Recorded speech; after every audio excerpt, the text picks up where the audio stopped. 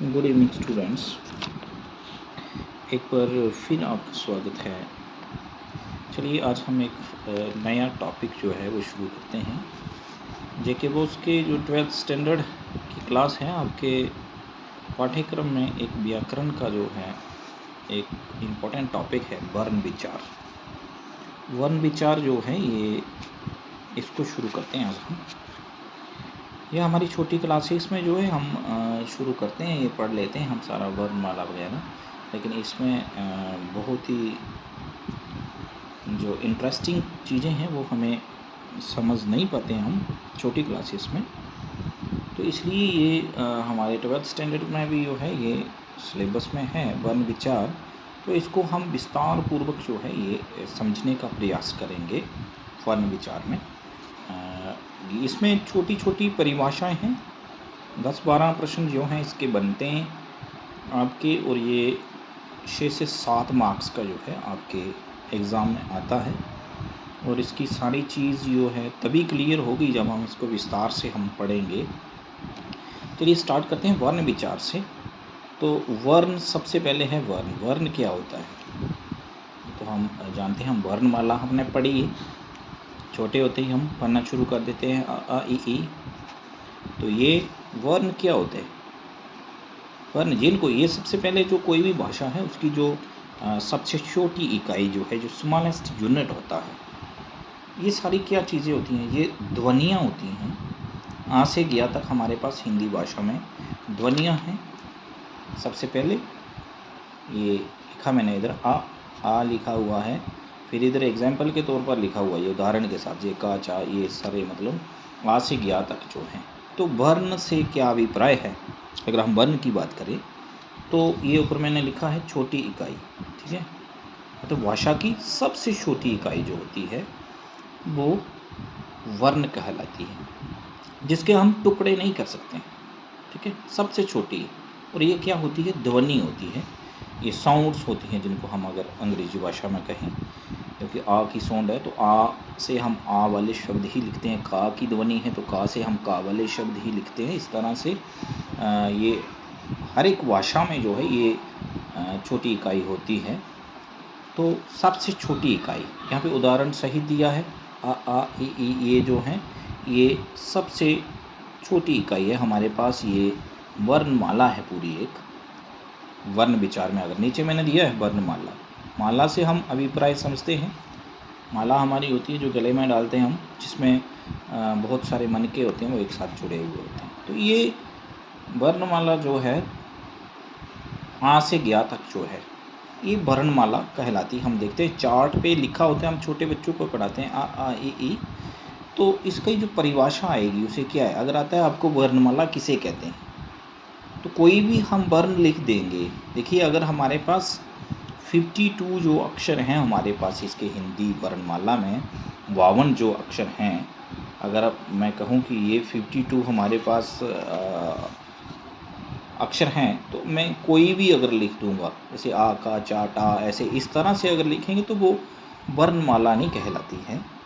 वर्णमाला का मतलब ये है कि वर्णों का वह समूह है, ऐसा समूह जो व्यवस्थित हो, जो क्रमानुसार लिखा गया हो। क्रमानुसार इस तरह से हम काउंटिंग लिखते हैं हिंदी में 1 2 3 4 5, इस तरह से तो नहीं लिखते हम 1 7 8 10 9 3 4 7। इस तरह से अगर हम सारे डिजिट्स लिख लें तो हम बोलें भाई ये एक इसका पूरा काउंटिंग हो गई। इस तरह से इसी का भी है कि आ से गया तक तो हैं, ये नहीं कि हम यहाँ पे का आएगा वहाँ पे हम का ही लिखेंगे।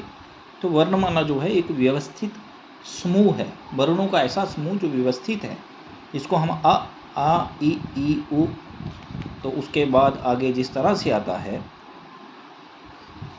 पूरा लिखेंगे हम इसको, उ रि ए ऐ ओ आओ अंग आहा, इस तरह से पूरा का खा, जिस तरह से का वर्ग आएगा, चा वर्ग टा वर्ग, पूरा हम गया तक लिखेंगे उसको।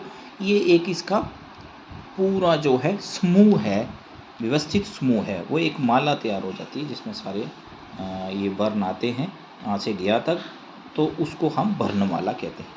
पहली बात ये व्यवस्थित समूह है, जो इसकी परिभाषा है, वर्णों का ऐसा समूह जो व्यवस्थित हो, ठीक है। जो कहीं भी ऐसे जहाँ दिल किया चा, जहाँ दिल किया टा, हम ऐसे कहें भाई ये वर्ण माला हो गई, तो ऐसा नहीं होता है।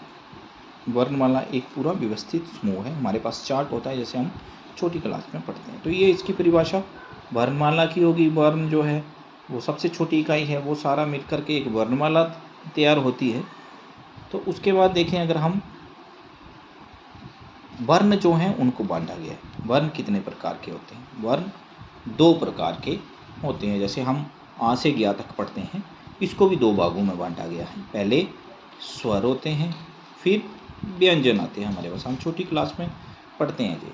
स्वर जो हैं आ ई उ री ए ऐ ओ आओ, ये जो हम पढ़ते हैं ये स्वर होते हैं। ऊपर जो हम पढ़ते हैं इनको, तो ये इनकी जो कुल संख्या होती है वो 11 होती है, 11 होती है। इसके साथ जो हम ये 2 होते हैं साथ में हमारे पास, अंग और आहा, इनको हम स्वरों में काउंट नहीं करते हैं, स्वरों में नहीं गिनते हैं, इसलिए हम ये स्वर जो है 11 गिनते हैं। तो ये जो है अंग होता है, इसको हम आगे मैं इसको विस्तार पूर्वक समझाऊंगा आपको, जो इसका पूरा बांटा गया है इसको। तो अंग जो होता है ये, इसको हम अनुस्वार बोलते हैं, और ये जो होता है आहा होता है, इसको हम विसर्ग बोलते हैं। अयोग बहा भी इनको हम बोलते हैं। ये आगे एक परिभाषा में अयोग बहा जो है वो मैं उसमें भी थोड़ा सा बताऊंगा आपको। ये इसलिए हम इनको स्वरों में काउंट नहीं करते हैं, अंग और आहा। ना तो ये स्वरों में काउंट होते हैं, ना तो ये व्यंजनों में काउंट होते हैं, इसलिए ये यहाँ पर इनकी ज़रूरत होती है, हम उनका प्रयोग करते हैं। आगे व्यंजन आते हैं। व्यंजन हम जानते हैं का से लेकर जो ज्ञा तक होते हैं, ये सारे व्यंजन होते हैं। तो इनको 2 भागों में बांटा गया, स्वर और व्यंजन, 2 भागों में इनको बांटा गया है। तो आगे हम चलते हैं। ये स्वर हो गए और व्यंजन हो गए। अब जो स्वर हैं, बड़ी बात है, यहाँ पे मैंने स्वर की परिभाषा नहीं दी है। स्वर और व्यंजन क्या चीज़ें हैं, इनकी भी परिभाषा जो है आपको पेपर में आ सकती है। तो जो स्वर होते हैं, स्वर बिना किसी अन्य वर्ण की सहायता से बोले जाते हैं, ठीक है, या लिखे जाते हैं। स्वर जैसे आ ई उ, इनको किसी दूसरे जो वर्ण हैं उसकी सहायता से नहीं, ये मदद से नहीं, ये बिना किसी मदद से जो है वो बोले जाते हैं। और जो व्यंजन होते हैं, व्यंजन की परिभाषा अगर हम बात करें, तो व्यंजन जो हैं वो स्वरों की मदद से बोले जाते हैं। यहाँ पे मैंने ये देखिए, अगर हम यहाँ पे मैं बात करता हूँ, जैसे व्यंजन है हमारे पास का व्यंजन है, तो नीचे जो है हम इसको इस तरह से हलंत लिखते हैं, प्लस जो है आ लिखते हैं। तो ये जो है ये क्या बनता है, का बनता है, ठीक है, क प्लस अ का बनता है। तो ये जो व्यंजन है इसमें देखें हम, ये स्वरों की मदद से बन रहा है का। इसी तरह से सारे जो है क ख ग घ ङ, ये इनको स्वरों की ज़रूरत होती है, ये स्वरों की सहायता से बनते हैं। तो ये 2 चीज़ें हैं। स्वर क्या हैं? स्वर जो हैं बिना किसी मदद से जो है, बिना किसी अन्य वर्ण की मदद से बनते हैं। और जो व्यंजन हैं वो इस तरह से मैंने उदाहरण दिया है, का प्लस आ, का के नीचे हलंत लिखा है, मीन्स ये आधा है। जब तक इसमें अ की ध्वनि नहीं आएगी तो ये का नहीं बनेगा, ठीक है। ये सब व्यंजनों में जो है स्वरों की जो है ध्वनि जो है वो है, इसलिए व्यंजन जो है वो स्वरों की सहायता से बनते हैं। तो आगे हम जो है ये पढ़ेंगे स्वर। स्वर जो हैं आगे जो है स्वरों को भी बांटा गया है। स्वर के वेद, स्वर के जो हैं 3 वेद हैं। स्वरों को 3 भागों में बांटा गया है, जिसमें हम देखते हैं, पहला है सबसे ह्रस्व स्वर, दूसरा है दीर्घ स्वर, और तीसरा है प्लुत स्वर।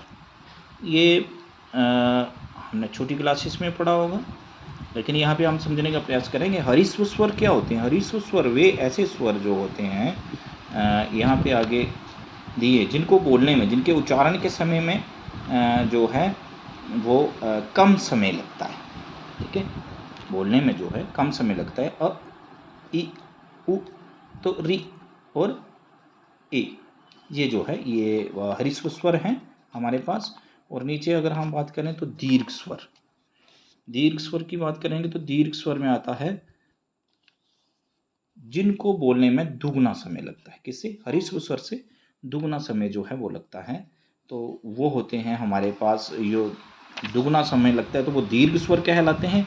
इसी वो हमारे पास हैं आ, ई, ऊ और ए, ओ, आउ। ये जो हमारे पास हैं ये दीर्घ स्वर हैं। इस तरह से जो तीसरा स्वर का भेद है वो है प्लुत स्वर। प्लुत स्वर जो है ये ह्रस्व स्वर से जो है तिगुना समय, मतलब 3 गुना जो है ज़्यादा समय जो है वो लेता है, मतलब लंबी ध्वनि जो है इसमें लगती है बोलने में। तो ये तिगुना समय जिन स्वरों में लगता है, ऐसे जिनके उच्चारण में तिगुना समय लगे ह्रस्व स्वर से और 2.5 गुना ज़्यादा समय लगे दीर्घ स्वर से, ऐसे जो स्वर होते हैं वो प्लुत स्वर होते हैं। ये जब हम उच्चारण करते हैं तो ये हमें उच्चारण करने पर ही ऐसी समझ आ सकती है, क्योंकि ये ध्वनियाँ हैं, मैंने आपको पहले बताया।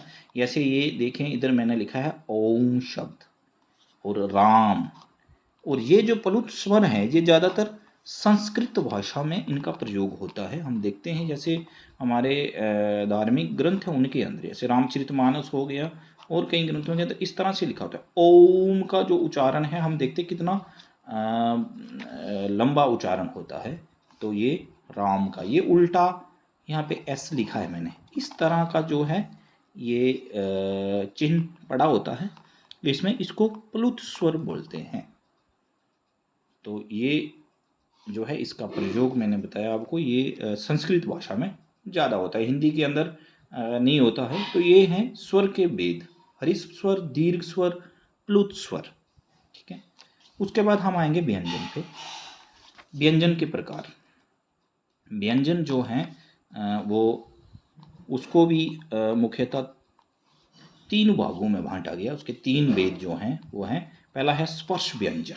ठीक है, स्पर्श से मतलब होता है जैसे हम किसी को टच करते हैं, तो ये है स्पर्श व्यंजन। वो व्यंजन होते हैं, जैसे व्यंजन आपको पहले ही बता दिया है, स्वर कौन से होते हैं और व्यंजन कौन से होते हैं। व्यंजन जो का से गया था नीचे, तो ऐसे व्यंजन जिनके उच्चारण के समय में जो वायु यो है, हवा, हम जब मुंह से बोलते हैं, हम इनको हम उच्चारण करके देखेंगे तो हमें समझ आएगी। स्पर्श व्यंजन वे होते हैं जिनके उच्चारण के समय जो वायु है वो जीभ या हमारे होंठ जो होते हैं उनको स्पर्श करती है, मतलब उनको छू करके जो है वो निकलती है। तो ये ऐसे व्यंजन जो होते हैं वो स्पर्श व्यंजन होते हैं। कई जगह पे हम इसको स्पर्शी व्यंजन भी लिखते हैं। तो स्पर्श व्यंजन मैंने लिखा है। स्पर्श व्यंजन में हमारे पास आते हैं, ये देखिए, क, ख, ग, घ और ङ। ये का वर्ग हो गया हमारे पास, का वर्ग है। उसके बाद चा वर्ग है, इसी तरह से हमारे पास च, श, ज, झ, ञ। उसी तरह से हमारे पास टा वर्ग है, टा, ठ, ड, ढ, न। तो इस तरह से ता वर्ग है हमारे पास। ये जो है हमारे पास ता, थ, द, ध और न, ये स्पर्श व्यंजन। इसके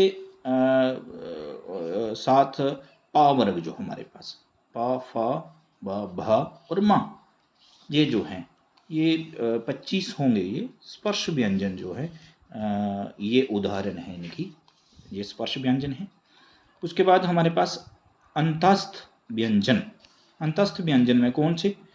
ये स्वरों और व्यंजनों के बीच आते हैं। ठीक है, इनका जो उच्चारण है, उच्चारण के समय ना तो ये स्वरों के रूप में उच्चारण होता है इनका, ना तो व्यंजनों के, मतलब ये दोनों के बीच का जो उच्चारण है इसको हम अंतस्थ व्यंजन कहते हैं।